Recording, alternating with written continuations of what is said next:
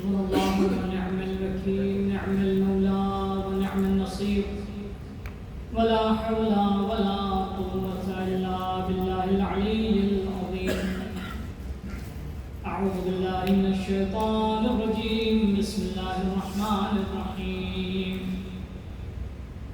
الحمد لله رب العالمين، والحمد لله الذي هدانا لهذا وما كنا لنهتدي لولا أن هدانا الله.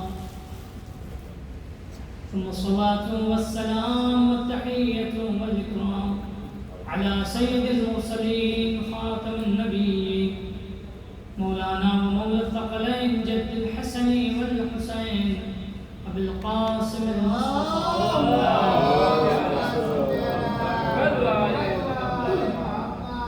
وعلى آل بيته الطيبين الطاهرين المعصومين المنتجبين المطهرين، لا سيما بقية الله في الأرضين وحجته على الخلائق أجمعين، ولعن الدائمة الأبدية على أعدائهم أعداء الله أجمعين من يوم ظلمهم إلى لقاء يوم الدين. أما بعد، فقد قال الله تبارك وتعالى في كتابه الحكيم وقوله الحق وهو أصدق القائلين. أعوذ بالله من الشيطان الرجيم، بسم الله الرحمن الرحيم.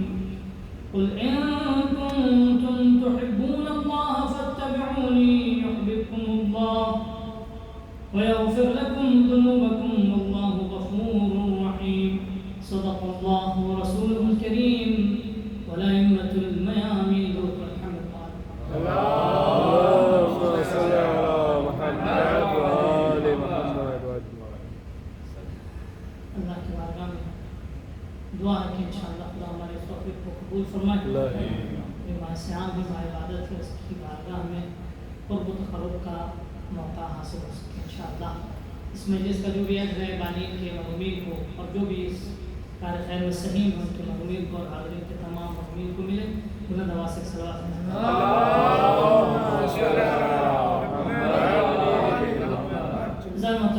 کہ وقت کم رہتا ہے اس مجلس کا. 5 دن جو آپ کی خدمت میں حائل ہوں اور توفیق ہے. اس میں عنوان مجلس کا اللہ کی بندوں سے اور بندوں کی اللہ سے. ماہ سیام ہے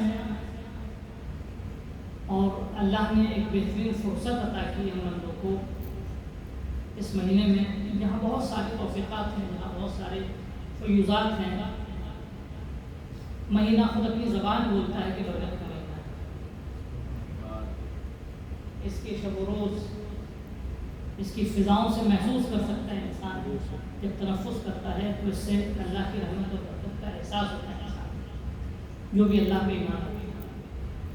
تو اللہ نے اس مہینے کو انٹینشنلی باقاعدہ ایک فرصت کے طور پہ ہم بندوں کے لیے قرار دیا تاکہ اس ماہ میں ہم اس سے قریب، صرف اکثر لوگ قربت ہدف سمجھتے ہیں، قربت سے بڑھ کر ایک ہدف ہے کہ اللہ کی محبت کو حاصل کرنا اور اللہ کی محبت ہمارے دل میں نقش کرنا. دیکھیے انسان قریب تو کسی طرح بھی ہو سکتا ہے،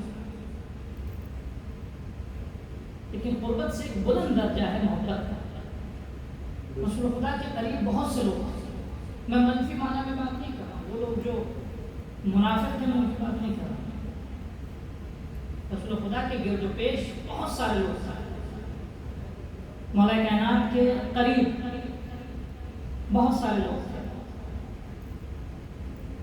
لیکن سب کو وہ درجہ حاصل نہیں تھا، سب برابر کے درجے قریب ہیں. مثال کے طور پہ فرض کیجیے آپ اگر کسی سے قریب ہوں تو یقیناً جب وہ گفتگو کرے گا تو سب کی طرف نظریں برابر کی ہوں گی. جب وہ دیکھے گا تو سب کی طرف برابر سے دیکھے گا. اس کی رسائی اس کی رسد بھی سب کی طرف برابر کی ہوگی. لیکن برابر سے رسائی برابر سے رسد برابر سے نگاہوں کے باوجود بھی سب برابر کے درجے میں نہیں. آپ دیکھیں جناب سلمان، جناب ابو ذر، جناب مقداد، یہ سب کتنا قریب تھے رسول خدا کے. یہ سب کتنا قریب ہے مولا علی مرتضیٰ علیہ السلام کے.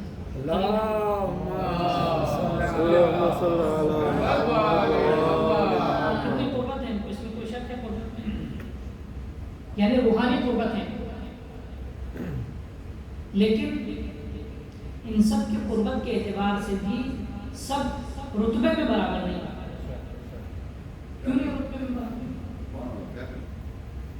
رتبے میں برابری جو یا رتبے میں فرق جو آتا ہے، برابری رتبے میں فرق آتا ہے محبت سے اور عشق سے. میں آپ کی خدمت میں عرض کروں جتنے بھی انبیاء ہیں، اس موضوع کی وضاحت کروں پھر چند ایک حدیث آپ کی خدمت میں پڑھوں گا، پھر مسائل پھر انشاءاللہ تشریح اس کی کریں. جتنے بھی انبیاء ہیں آپ دیکھیں سب اللہ کے عزیز و قریب ہیں کہ نہیں؟ لیکن کیا رتبے میں تمام انبیاء برابر ہیں؟ رتبے میں تمام انبیاء برابر نہیں. اور یہ بھی نہیں کہ ہر نبی کو خدا سے محبت ہے، ہر نبی سے خدا کو محبت. آپ قرآن مجید اٹھا کے دیکھیے واقعہ جتنے بھی نبی آئے سب کا اخلاص کے اعتبار سے شعار ایک تھا. جتنے بھی بڑے بڑے انبیاء کا اللہ نے نام لیا قرآن میں، فرض کیجئے جناب خدا نے جن نبیوں کا مثلا زیادہ نام لیا، گرچہ 27 انبیاء کا تقریباً نام 27 نبیوں کا نام ہے قرآن مجید میں، ان میں سے تبلیغ کے دوران جو ہے تبلیغ کے اعتبار سے تقریباً چند 5-6 نبیوں کا زیادہ نام لیا تھا. جناب نوح کا، جناب ابراہیم کا، جناب موسیٰ، جناب شعیب، جناب ہود، جناب صالح. آپ دیکھیں قرآن مجید میں اس ترتیب کو اٹھا کے جناب ہود، جناب صالح، جناب نوح، جناب ابراہیم، جناب شعیب. بار بار چند متعدد سوروں میں بار بار ان کی جب گفتگو کرتا ہے تو بار بار یہ کہتا ہے کہ لا اريد منکم، سب یہی کہتے ہیں لا اريد منکم جزاء ولا شکورا. ہم تم سے نہ کوئی پیسے چاہتے ہیں نہ کوئی تم سے جزا چاہتے ہیں. ان اجریہ الا علی اللہ رب العالمین. متعدد سوروں میں یہ تعبیر ہے ہمارا اجر صرف اللہ کے پاس رب العالمین. یعنی کیا یہ ایک اشارہ تھا جتنے بھی نبی آئے سب کا یہی سلوگن، سب کا یہی شعار کہ ان اجریہ الا علی اللہ رب العالمین. ہمارا اجر کس کے پاس ہے؟ رب العالمین کے پاس. ٹھیک ہے. لا اريد منکم جزاء ولا شکورا. ہمیں نہ تم سے کوئی جزا چاہیے. رسول خدا نے بھی یہی تعبیر استعمال کی، ہمیں تم سے نہ کوئی جزا چاہیے نہ کوئی تم سے انعام چاہیے، نہ تم میری سپاس گزاری کرو نہ میرا شکریہ ادا کرو، ہمیں کچھ نہیں چاہیے. یہ جملہ کس بات کی عکاسی کرتا ہے؟ ہم آپ کو تکلف میں کیا بھی دیتے ہیں. میں کہیں کام کیا ہم نے فرض کیجیے کسی خریدنا کیا نام میں چند کلمات آپ کی خدمت میں پیش کیے، اس نے کہا کہ ہمیں جزا و شکر نہیں چاہیے لیکن پھر بھی آپ اس کی خدمت کرتے ہیں، وہ تفضلاً تیمناً تبرکاً اس کو قبول کرتا ہے. ٹھیک ہے. یعنی ہم آپ اس طرح کا جملہ جس میں تکلف شامل ہو سکتا ہے، جس میں یہ ہو سکتا ہے کہ بہرحال ہم اپنے اس جملے کے یعنی اخلاص تو ہمیں شک نہیں ہوگا لیکن ہم اس کی ظاہری اثار سے ہم منصرف ہو جائیں. لیکن جب نبی خدا گفتگو کرتا تو جو تھا تو نبی خدا کی گفتگو میں کوئی مبالغہ نہیں، بلا مبالغہ گفتگو کرتا. لا نريد منکم ان اجریہ الا علی اللہ. ہمارا اجر صرف اللہ کے پاس ہے، ہم صرف اللہ سے اجر کی توقع کرتے ہیں. آپ خالص اس جملے کی جو گہرائی ہے اس میں ذرہ برابر بھی مبالغہ نہیں. جتنے بھی نبی آئے. لیکن اب میں آپ سے سوال کر رہا ہوں، اخلاص کے اعتبار سے تمام انبیاء برابر تھے لیکن کیا رتبے کے اعتبار سے تمام انبیاء یکساں ہیں؟ رتبے کے اعتبار سے تمام انبیاء اکثر یکساں نہیں ہیں. فضلنا بعضهم على بعض، ہم نے بعض کو بعض پہ فضیلت کر دی. ٹھیک ہے. جناب نوح جو جناب ابراہیم جو ہیں وہ جناب نوح نہیں، جناب عیسیٰ جو ہیں جناب موسیٰ جو ہیں ان کا رتبہ جناب ابراہیم جیسا نہیں، رسول خدا جیسا نہیں. یعنی کیا؟ رتبے میں فرق ہے. تو یہ رتبے میں فرق کا سبب کیا؟ رتبے میں فرق اشتیاق و شدت محبت.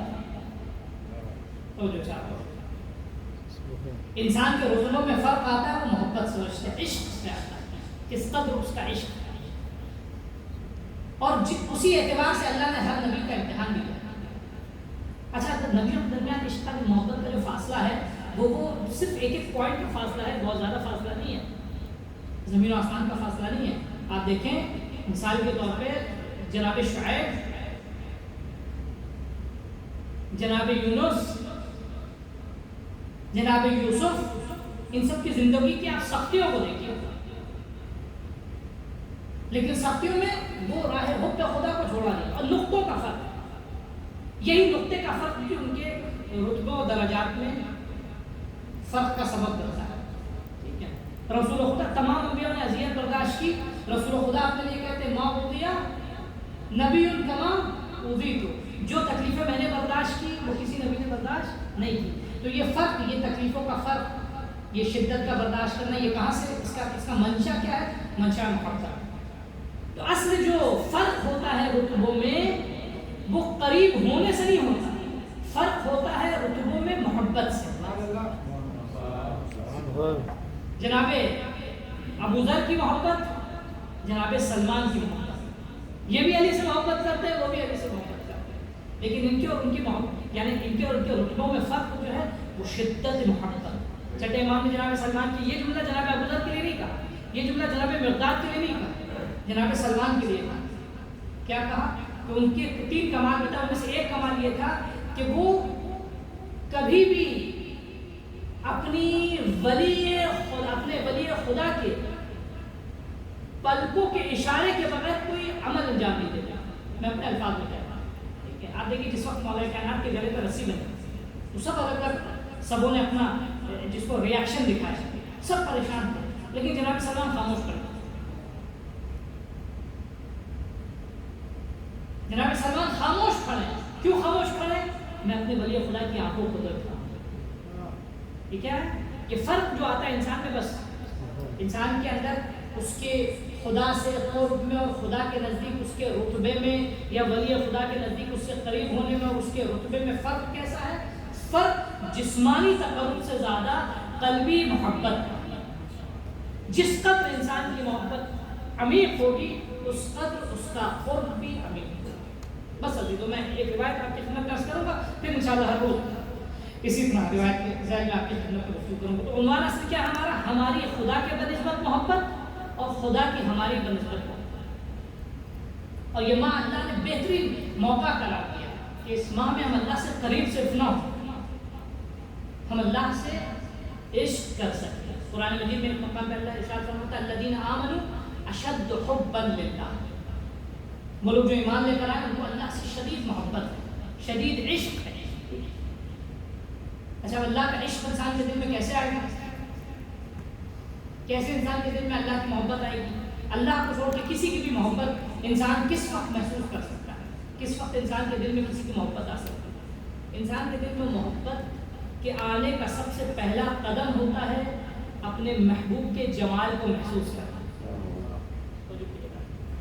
اپنے محبوب کا جب تک جمال انسان محسوس نہیں کرے گا، کہ محبوب خوبصورتی جب تک محسوس نہ کرے جس سے محبت کرنا، جب انسان کو خوبصورتی کا احساس ہو جاتا ہے تب جو ہے اس سے انسان محبت کر رہے ہیں. میں آپ دنیا کی مادی محبت جو پست محبت ہے آپ اس کو دیکھ لیں. ٹھیک ہے، فرض کیجیے قرآن مجید کی تعبیر کے مطابق زلیخا کو جو جناب یوسف سے محبت ہے، زلیخا اور جناب زلیخا دونوں تعبیر ہیں. ٹھیک ہے، زلیخا سے لے کے جناب زلیخا تک دونوں مرحلوں میں محبت تھی. جب وہ زلیخا تھی اور انہیں جناب یوسف سے محبت کی تو اس محبت کا مرتبہ بہت ادنا اور پست تھا. لیکن جب وہ زلیخا سے جناب زلیخا تک کے منزل تک پہنچی ہیں تو اس محبت میں اور اس محبت میں زمین و آسمان کا فرق ہے.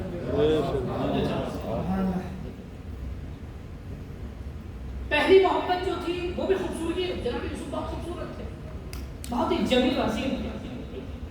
تو ان کے ظاہری جمال کو، ظاہری حسن کو دیکھ کے وہ ان کی گرویدہ کی اور ان پہ فریفتہ کی. لیکن یہی محبت جب ایک مرحلے پہ آ کر پہنچی کہ جہاں کو جناب زلیخا بنا تو وہاں بھی وہ گرویدہ تھی، وہ عشق جناب یوسف میں فریفتہ تھی، لیکن اس وقت ایک ظاہری انسان کی محبت میں گرویدہ تھی. جب جناب زلیخا بنی تو ولی خدا کی کتنا فرق ہے. یعنی اب اس سے آپ اندازہ لگائیے، یہ دونوں اٹریکشن ہے، یہ دونوں اپنی طرف انسان کو جذب کرتا ہے. ایک ظاہری محبت کی ظاہری حسن کو دیکھ کے بھی انسان جو ہے وہ کسی کا گرویدہ ہوتا ہے، اور اس کی بات، اس کے باطنی حسن کو دیکھ کے بھی انسان اس کا گرویدہ ہوتا ہے. جناب زلیخا کو جناب یوسف کے باطنی حسن کی خبر ملی اس وقت جو ان کے دل میں عشق آیا، تو وہ بھی ایک عشق تھا، وہ بھی ایک محبت تھی، لیکن وہ محبت روحانی یا وہ محبت انہیں خدا تک لے گئی، اور پہلی محبت ان کو پستیوں کی دیکھی جا رہی تھی. لیکن دونوں میں وجہ اشتراک کیا ہے؟ دونوں میں مشترک پہلو کیا ہے؟ دونوں میں مشترک پہلو یہ ہے، مشترک پہلو یہ کہ حسن کا گرویدہ ہو، چاہے وہ ظاہری حسن ہو یا باطنی حسن. یہ انسان کی طبیعت میں اللہ نے رکھا ہے. آپ ماہ مبارک رمضان میں دعائے سحر کا ثواب پڑھتے ہیں.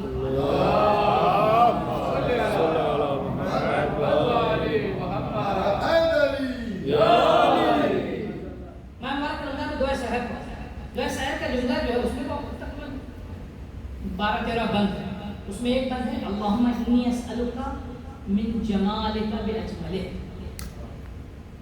وکل جمالک جمیل. اللہم انی اسألک بجمالک کلہ. خدایا میں تجھے، اللہم انی اسألک بجمالک من جمالک باجملہ، خدایا میں تیرے جمال کا واسطہ دے کے تیری بارگاہ میں سوال کرتا ہوں.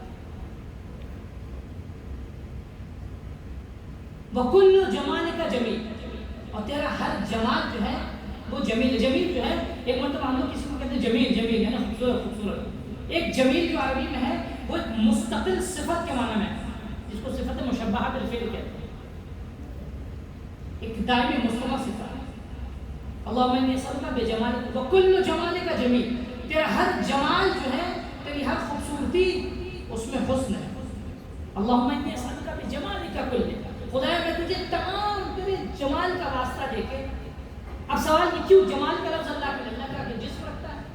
وہ جو چاہتا ہے اللہ کیا ظاہری چہرہ رکھتا ہے کہ جہاں سے جمال کو محسوس کیا جا سکے؟ اللہ کے پاس کیا کوئی ایسا حسین و جمیل لباس ہے جس سے ذریعے اس کے اندر اٹریکشن آ سکے؟ یہ جمال خدا کا کیا مطلب؟ یہاں جمال اس کے حسن خلاقیت، یعنی اس نے اس کائنات کو کس عظیم، یعنی کسی بھی خوبصورت چیز کو انسان دیکھتا ہے تو خوبصورت چیز کو دیکھنے کے بعد یہ ذہن میں تصور آتا ہے جب مصور اتنا حسین ہے تو مصور کتنا حسین ہے. جب جو تصویر جس کی کھینچی گئی ہے وہ اتنا حسین ہے تو جو تصویر کھینچنے والا ہے وہ کتنا جمیل، وہ کتنا حسین ہوگا. آپ خدا کے عزیزوں میں چاہوں اس موضوع پہ عموماً عام طور سے اس پہ غور نہیں کیا جاتا، جبکہ اصل ہدف جو ہے ہمارا، اگر انسان اپنی زندگی میں قسم خدا کی، اللہ ہمیں توفیق عطا کرے، اور یہ گفتگو جو اس کا اثر ہوتا ہے کہ انسان پہلے خود کو خطاب کرتا بعد میں دوسروں کو خطاب کرتا، تو اسی نفسی یہ میں اس لیے کہہ رہا ہوں کہ اس سے مجھ پہ بھی اس کا اثر ہوتا ہے. اگر انسان اپنی زندگی میں جمال خدا کا یا خدا کے حسن کا احساس کرتے تو قسم خدا کی زندگی کی رنگت بدل جائے گی، زندگی کا رنگ عوض ہو جائے گا، زندگی کا رنگ بدل جائے گا. زندگی کے تمام، آپ سوچیے، خود محسوس کیجیے، جن لوگوں نے، جن انبیاء نے، جن مرسلین نے، جن اولیاء نے اپنی زندگی میں آپ یہ مسائل میں سنتے ہیں، کبھی فضائل جب آپ اس پہ غور کیجیے گا. روایت کیا کہتی ہے؟ مسائل میں نے ابھی مسائل کی طرف نہیں آتا، روایت یہ کہتی ہے کہ روز عاشور عصر کی طرف جتنا امام حسین بڑھ رہے تھے آپ کا چہرہ مزید کھلے جا رہا ہے. آپ نے غور کیا اس مسائل میں سنتے ہیں، یعنی امام حسین کے چہرے کی رونق میں مزید اضافہ ہو رہا ہے. کیا وجہ تھی اس کی؟ جناب قاضی نور اللہ شوستری میں بھی کربلا سے یہاں اب یعنی یہ جو اس درد کے گویا اس سفرے کے زیرہار میں ان کی بات ہے.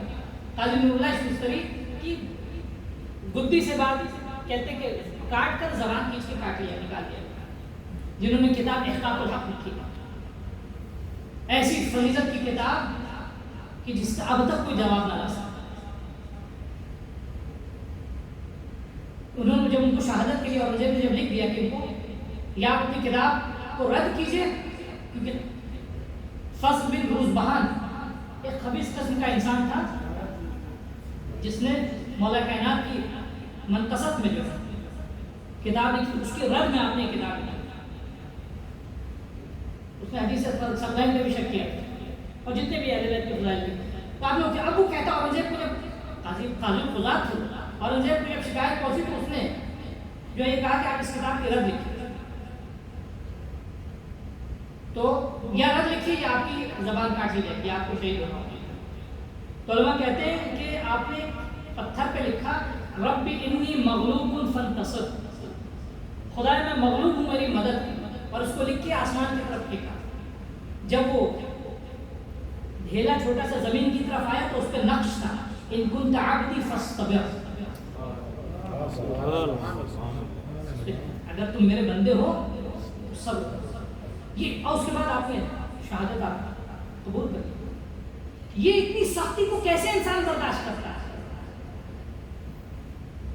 اس لذت کو انسان یعنی سختی کو انسان اسی وقت برداشت کرتا ہے. ایک مطلب سختی میں انسان چیختا ہے تڑپتا ہے درد ہوتا ہے اس کو غور کیجیے گا جس منزل کی طرف آپ کو لے جانا چاہتے ہیں. انسان سختی میں انسان تڑپتا ہے بےتاب ہوتا ہے درد ہوتا ہے ٹھیک ہے نا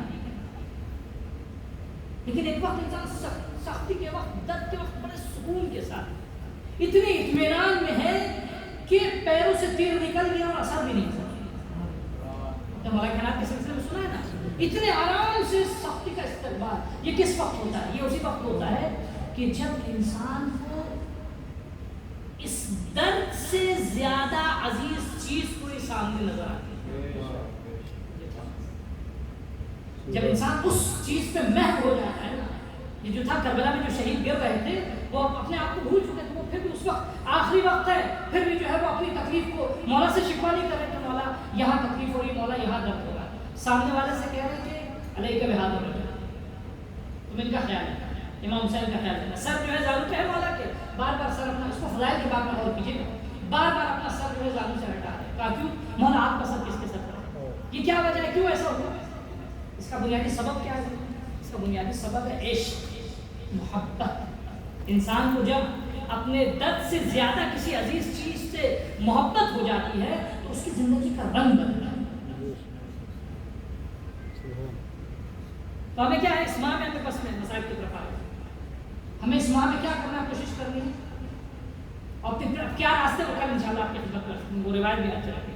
ٹھیک ہے ہمیں اس محبت تک اصل خدا کے جو زندگی کا رنگ بدل جائے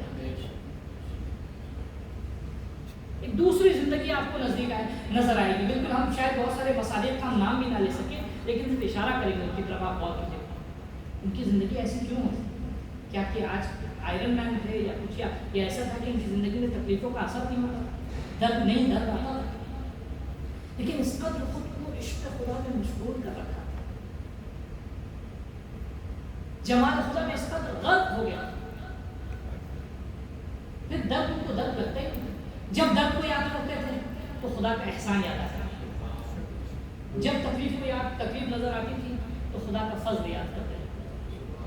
یہ ماہ اس توفیق کا اس ماہ انشاءاللہ اللہ کی بارگاہ میں دعا میں توفیق عطا کرے. بس دو جملے مصائب میں میں اس پہ غور کر رہا تھا. میں آپ کے حوالے فکر دیکھا جا رہا ہوں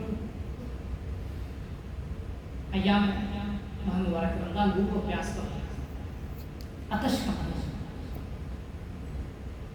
ہم کربلا میں جب چھوٹے چھوٹے بچوں کو دیکھتے ہیں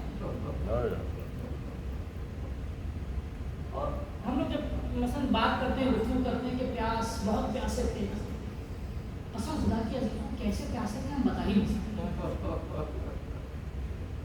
ان بچوں کی پیاس کیسی تھی ہم نہیں بتا سکتے. بس اتنا ہی بس ہے جاننے کے لیے کہ کہ ابوالفضل عباس جیسی صلابت آمیز شخصیت بچوں کی پیاس کو دیکھ کے تڑپ جناب عباس نے گریہ کیا ہے پیاس. اچھا ان بچوں میں دو بچوں کا تھوڑا سا ایک مقایسہ آپ کے حوالے کرنا چاہ رہا ہوں مصائب کے بارے میں. عزیزوں جناب علی اصغر بھی بہت پیاسے تھے اور بی بی سکینہ بھی بہت پیاسی تھی. دونوں ہی بچے بہت پیاسے تھے. دونوں بچوں میں کچھ فرق کہ ایک سن کا فرق تھا. جناب علی اصغر 6 مہینے کے تھے اور سکینہ 6 سال بچے یا 4 سال بچے. لیکن دونوں بچے تھے. پیاس کی شدت کا عالم ہے. دونوں کے منہ سے شدت عطش کے سبب آپ آواز نہیں نکلتے. وہ بچے جو تھے نا یہ آپ نے سنا ہے کہ 7 محرم سے پانی ختم ہوا اور بچے التش کی صدائیں بلند کر رہے تھے. عاشور کے دن اب بچوں کے خیموں سے بہت زیادہ آواز نہیں آ رہی. عاشور کے دن آواز کیوں نہیں آواز آ رہی تھی؟ جب انسان بہت پیاسا ہوتا ہے جسم کی توانائی ختم ہوتی ہے. بچے اس وقت تک چلا کے پانی مانگ رہے تھے جب جسم میں جان بچی تھی. لیکن جب اب زمین پہ گر گئے تو بچوں نے جا کے اپنے آپ کو اس خیمے میں گرائے جہاں مشکیزیں تھے. اور کوئی بچہ مشکیزے کو اپنے گلے پہ لگا دیتا تھا, کوئی سوکھا مشکیزے کو اپنے پیٹ کو سینے پہ لگا کہ شاید تھوڑی سی خون کی سے ہماری ایک بچہ تھا کہ جس کی شب عاشور کے بعد سے اب گریے کی آواز نہیں آ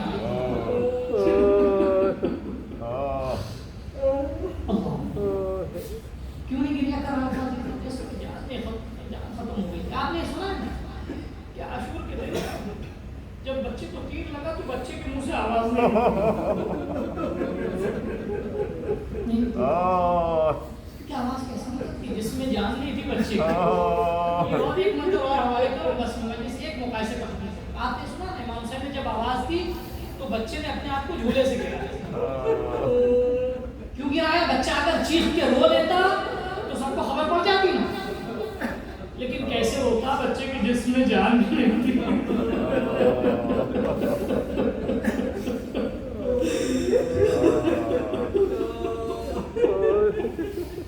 نہیں تھی جان جسم میں, بچے کی آواز ہی نہیں نکل رہی تھی تو کیسے ہوتا؟ تو بس ولی خدا کی آواز کان میں پہنچی تھی, بچہ جھولے میں تڑپ تڑپ کے خود کو اس نے گرا دیا. لیکن عزیزوں میں علی اصغر شہزادے علی اصغر کی بارگاہ میں ہاتھوں کو ڈبو کے کہوں گا مولا آپ واقعی مظلوم تھے, لیکن آپ سے زیادہ مظلومہ آپ کی بہن سکینہ. سنیے گا جی, 2 وجہ. ایک تو شہادت کے بعد علی اصغر کی پیاس بجھ گئی. دوسرے جب علی اصغر اس دنیا سے گئے تو یتیم بن گئے. آپ اپنے وقت کے ہاتھوں میں امام حسین دونوں کے لیے ہوئے. لیکن جانتے ہیں جو شدت کی گریہ امام حسین نے شہزادی سکینہ کے لیے وہ علی اصغر کے لیے. امام حسین نے ہرگز یہ نہیں کہا علی اصغر کے لیے کہ میرا جگر پھٹ گیا اس بچے کی شہادت کے بعد. لیکن جب بچے کو گلے سے لگایا آخری وقت بس آخری وقت بچی آئی اور صاحبان اولاد سمجھ سکتے ہیں آپ جب اپنے گھر سے نکلتے ہیں اور آپ کی بچی اگر چھوٹی ہو آگ سے لپٹتی ہے تو یہی آپ کا سکینہ جب اپنے بابا کے گلے سے لپٹی ہے. امام حسین 2 زانوں منہ پر زمین پر. امام حسین نے یہ جملہ کربلا میں کسی کے لیے نہیں کہا. جب لپٹ گئی بچی باہر ڈال دی تو پتہ نہیں کس آواز سے سسک کے گریہ کر دی. امام حسین نے جب سے کہا بہن صاحب اس بچی کو لے جاؤ میرا دل پھٹا جا.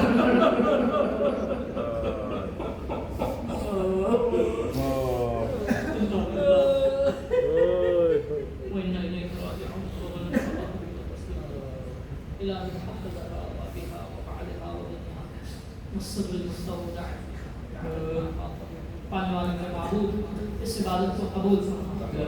پالنے والے میرے معبود حاضرین کی اور عثمانیان ایسا کی جو بھی دنیا اللہ کی حاجت میں خود پورا فرما. پالنے والے میرے معبود جو بیمار ہیں ان کو شفا عطا فرما, جو پریشان حالت کی پریشانی کو دور فرما. مقبولوں کے قرض ادا ہوں. ماہ صیام ہے، ماہ عبادت و تقرب و حب خدا. خدا ہمیں توفیق عطا کر اس ماہ میں تیرا حب تیری محبت حاصل کر سکیں. خدا اس ماہ میں ہمارے گناہوں کو معاف فرما. خدا اہل بیت کے چاہنے والی دنیا میں جہاں بھی ان کی جان مال عزت اور آبرو محفوظ فرما. ظالموں کو نابود فرما، مظلوموں کی حمایت فرما. عراق، افغانستان، فلسطین، پاکستان، بحرین، یمن، سعودی عرب، اس ملک میں شام، عراق اور دنیا کے جس گوشے میں بھی اہل بیت کے چاہنے والے ہیں، خدایا ان کی جان مال عزت اور آبرو کو محفوظ فرما. حق کی راہ میں بلند جتنے بھی علم ہیں ان کو سب بلند فرما. علماء کرام کو قائدہ مراجع تقریر قبول عمر عطا فرما. جو بھی بے گناہ دنیا میں جہاں بھی اہل بیت کے چاہنے والے اس ملک میں یا دنیا کے جس گوشے میں بھی قید خانوں میں ہیں، خدایا بحق سید الساجدین ان کو قیدی سے رہائی عطا فرما. امام کے ظہور میں تعجیل فرما. ہمیں ہماری نسلوں میں خالد ناصر بنا. ربنا تقبل منا انك انت السميع العليم وتب علينا انك انت التواب الرحيم. بذلك رسول الحمد